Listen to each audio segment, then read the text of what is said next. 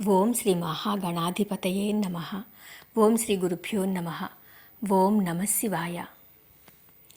శివపురాణంలో ఈరోజు సురధుడు సమాధి గురించి తెలుసుకుందాం. గురుదేవా, సురధుడు అనే రాజు సమాధి అనే వణిక ప్రముఖుడు. ఇద్దరూ కూడా అజ్ఞానంతో ప్రవర్తిస్తుంటే సుమేధుడు అనే ఋషి వారికి జ్ఞానబోధ చేశాడు అంటారు. ఆ వృత్తాంతాన్ని వివరించండి అన్నాడు నారాయణ భట్టు. వివరించటం ప్రారంభించాడు రత్నాకరుడు. సూర్యుని కుమారుడు సావర్ణి.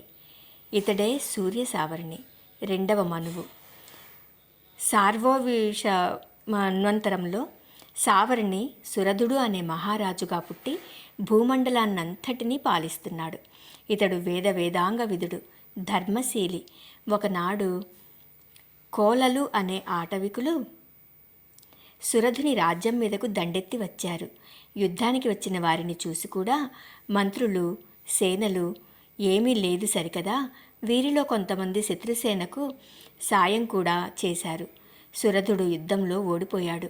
రాజుగారి ధనాగారాలన్నీ అతని మంత్రులు, సేనాపతులే కొల్లగొట్టారు. రాజ్యం పోయింది, ధనం పోయింది, గౌరవం పోయింది. ఇంకా అక్కడ ఉండటం ఇష్టం లేక రాజుగారు అరణ్యాలకు వెళ్ళిపోయారు. ఆ విధంగా అడవిలో చాలా దూరం వెళ్ళిపోయాడు. అక్కడ సుమేధుని ఆశ్రమం కనిపించింది. ఆశ్రమానికి చేరాడు రాజు. వచ్చిన రాజును సాదరంగా ఆహ్వానించాడు సుమేధుడు. అతిథి సత్కార్యాలు చేశాడు. ఆశ్రమంలోనే కాలం గడుపుతున్నాడు రాజు. ఒకరోజు గతాన్ని గుర్తుకు తెచ్చుకున్న రాజు తన రాజ్యాన్ని, పరివారాన్ని గురించి ఆలోచిస్తున్నాడు. రాజ్యం ఏ విధంగా ఉన్నదో, ప్రజలు ఏ రకంగా కష్టాలు పడుతున్నారో, మంత్రి సామంతులు సరిగా ఆలోచన చేస్తున్నారో లేదో, ఈ విధంగా ఆలోచిస్తున్న రాజుకు ఆశ్రమ ప్రాంగణం దగ్గర ఒక వైశ్యుడు కనిపించాడు. అతడు చాలా విచారంగా ఉన్నాడు. అతన్ని కలిసి వివరాలు అడిగాడు రాజు. అతడి పేరు సమాధి. భార్యాబిడ్డలు అతని ధనాన్నంతా లాక్కుని ఇంటి నుంచి వెళ్ళగొట్టారు. అయితే ఇప్పుడు భార్యాబిడ్డల క్షేమ సమాచారం తెలియక బాధపడుతున్నాడు.